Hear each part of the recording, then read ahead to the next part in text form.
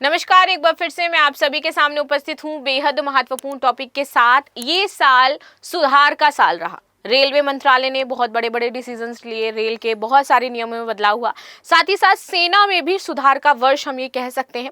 Finally सेना का एकीकरण कर दिया गया है। पहले क्या होता था, कोई भी चीज़ अगर लागू होनी होती थी तो तीनों सेनाओं में अलग अलग कमांड देनी पड़ती थी, उसमें टाइम भी लगता था। कई बार चीज़ें जो ऑन द स्पॉट होनी चाहिए तो उसमें महीनों आपके चले जाते थे, बहुत सारी समस्याएं आती थी। लेकिन फाइनली अब सेनाओं का एकीकरण हो गया, उसका एक कमांड जो मिलेगा अब सीडीएस से मिलेगा। सीडीएस एक साथ तीनों सेनाओं को कमांड दे सकता है और वो तीनों सेनाओं में फॉलो अप किया जाएगा। यानी कि एक हेड, अगर हम बात करें, न्यू हेड जो है वो अब सेनाओं का सीडीएस हो जाता है, राइट। चलिए, तो अब इसी के बारे में हम देख लेते हैं कि ये जो संयुक्त निर्णय और जो तीनों सेनाओं का एकीकरण किया गया है, इसके पीछे का उद्देश्य क्या था, क्यों सुधार का वर्ष ये कहा जा रहा है और क्या अन्य बदलाव इसके तहत देखने को मिल सकते हैं। तो मेरा नाम है प्राची मिश्रा और संस्कृति आईएएस के इस प्लेटफॉर्म पर आप सभी का बहुत बहुत स्वागत है। वीडियो अंत तक जरूर देखिएगा। एंड इसी के साथ हमारा जून एंड ऑफर शुरू हो गया है, जहां पे आपको सभी ऑफलाइन डीएलपी टेस्ट सीरीज इन सभी कोर्सेज पर 75% का ऑफ मिलने वाला है।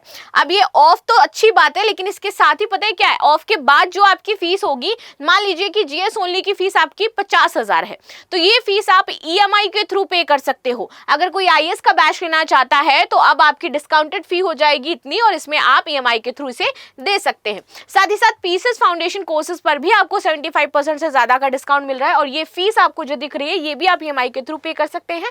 71 से बीपीएससी पीटी टारगेटेड बैच हमारा शुरू हो चुका है, 70 डेज प्रोग्राम।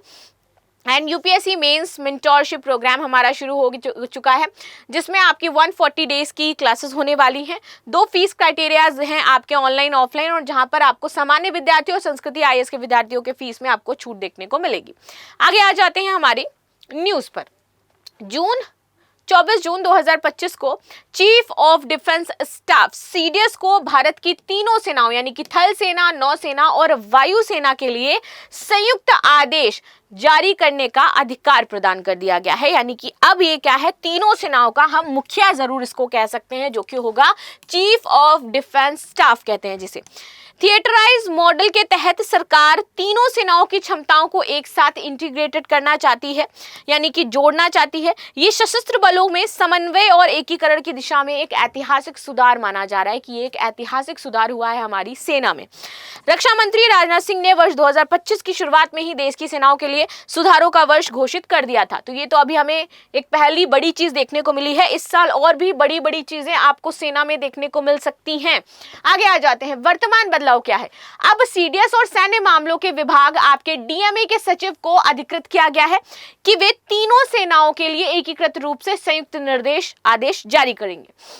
इसमें एकीकृत सैन्य योजना आपकी शामिल होगी, युद्ध संचालन शामिल होगा, और साथ ही साथ संसाधन आवंटन भी तेज और स्पष्ट समझ में आएगा। ये निर्णय आपका approval, promulgation, numbering of joint instructions and joint orders के तहत औपचारिक रूप से लागू किया गया है। पहला संयुक्त आदेश 24 जून 2025 को जारी किया गया। आगे आ जाते हैं पहले की व्यवस्था। देखिए, कोई भी ऐसा आदेश जो तीनों सेनाओं लाइक आर्मी, नेवी और एयरफोर्स पर लागू होता है, उसे तीनों सेनाओं के प्रमुखों द्वारा पहले अलग अलग दिया जाता था, राइट।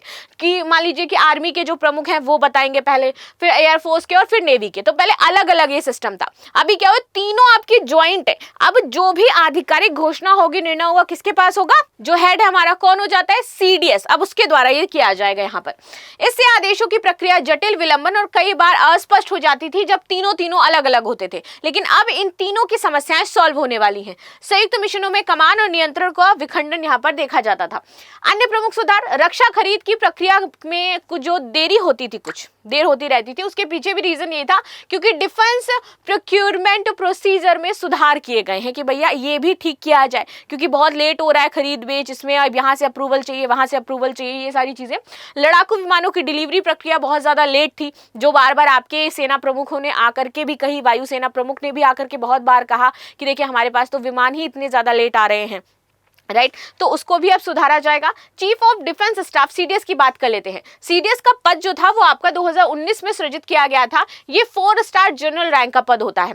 2001 में मंत्रियों का एक समूह ने श्री के सुब्रमण्यम समिति की रिपोर्ट के आधार पर सीडीएस पद के सृजन की सिफारिश करी थी। कार्य और जिम्मेदारियां, अब देखते हैं सीडीएस के कार्य और जिम्मेदारियां होते क्या है। सीडीएस रक्षा मंत्रालय के अंतर्गत गठित सैन्य कार्य विभाग का प्रमुख होता है और इस विभाग के सचिव के रूप में ये कार्य करता है और ये अब तीनों सेनाओं को संयुक्त रूप से क्या करेगा, आदेश भी जारी करेगा। ये चीफ ऑफ स्टाफ कमेटी का स्थायी अध्यक्ष होता है और वह रक्षा मंत्री की अध्यक्षता वाली रक्षा अधिग्रहण परिषद का सदस्य होता है। वह राष्ट्रीय सुरक्षा सलाहकार की अध्यक्षता वाली रक्षा योजना समिति का भी सदस्य होता है।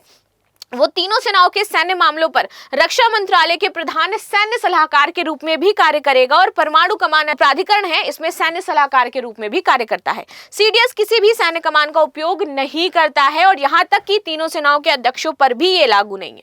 राइट, एकीकृत थिएटर कमान की बात करते हैं, जिसको हम थिएटराइजेशन कह रहे हैं, जिसके तहत थल सेना, नौसेना और वायुसेना एकीकृत हो रही है, जिसको त्रिसेवा संगठन कह सकते हैं। ये संगठन एक भौगोलिक क्षेत्र में युद्ध अभियानों के संयुक्त ऑपरेशनों के लिए आपका जिम्मेदार होता है। इसमें आंतरिक सुरक्षा से संबंधित कार्यभार भी शामिल हो जाते हैं। मौजूदा कमानों की संख्या की बात करें तो 17 एकल सेवा आधारित कमान है हमारे पास। इसमें थल सेना से 7 है, वायुसेना से 7 है और नौसेना से 3 हो जाती हैं। अंडमान निकोबार कमान और सामरिक बल कमान त्रिसेवा कमान के रूप में आपकी कार्य करती है और इसमें सामरिक बल कमान देश के परमाणु भंडार की जिम्मेदारियां संभालता है, उसके हाथ में है।